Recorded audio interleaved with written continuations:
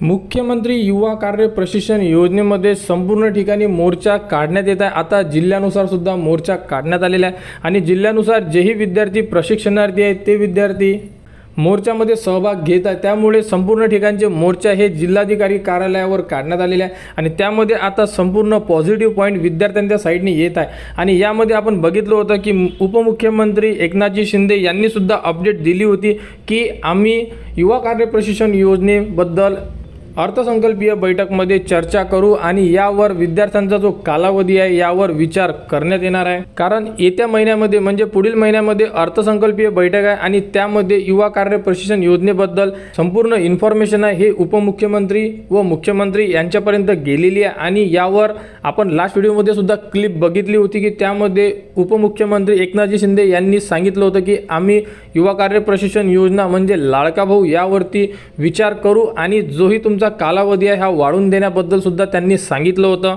तर उपमुख्यमंत्री यांनी शब्द दिला आहे तर सरकार यावर विचार करणार, म्हणून विद्यार्थ्यांसाठी आनंदाची बातमी आहे की येत्या काही दिवसांमध्ये सर्व विद्यार्थ्यांसाठी ज्यांचे प्रशिक्षण झालेले आहे किंवा ज्यांचे प्रशिक्षण सुरू आहे तर संपूर्ण विद्यार्थ्यांना आनंदाची बातमी मिळू शकते आणि तुमचा जो कार्यकाळ आहे हा सुद्धा वाढवून देण्यात येणार आहे आणि तुमचे जे वेतन आहे हे सुद्धा वाढ होणार आहे। तरी विद्यार्थ्यांनी वाट बघा यावर सरकार सकारात्मक निर्णय विद्यार्थ्यांच्या साइडनी देणार आहे।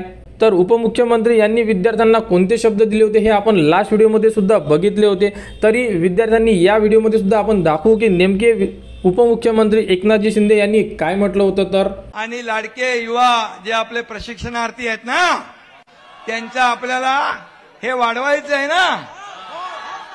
मला लक्षात आहे ते आणि म्हणून त्यासाठी कॅबिनेटच्या बैठकीमध्ये आम्ही चर्चा करून यावर सकारात्मक आम्ही निर्णय घेऊ।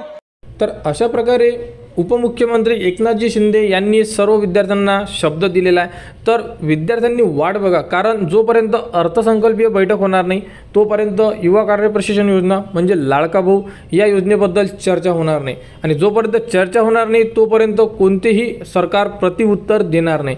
त्यामुळे संपूर्ण विद्यार्थ्यांना वाट बघणं आहे की आता जो अर्थसंकल्पीय बैठक होणार आहे त्या बैठकीमध्ये चर्चा कशी होते आणि त्यामधून कोणता निर्णय विद्यार्थ्यांच्या साइडने येते आणि सरकार हे सकारात्मक निर्णय देईल असं सर्व विद्यार्थ्यांना वाटत आहे। त्यामुळे वाट बघा, बैठक झाल्यानंतर आपल्या ज्याही मागण्या आपण सरकारपुढे मांडलेल्या होत्या त्यावरती आपल्याला प्रतिउत्तर हे मिळणार आहे। तर युवा कार्य प्रशिक्षण योजनेबद्दल ही एक इम्पॉर्टंट अपडेट होती।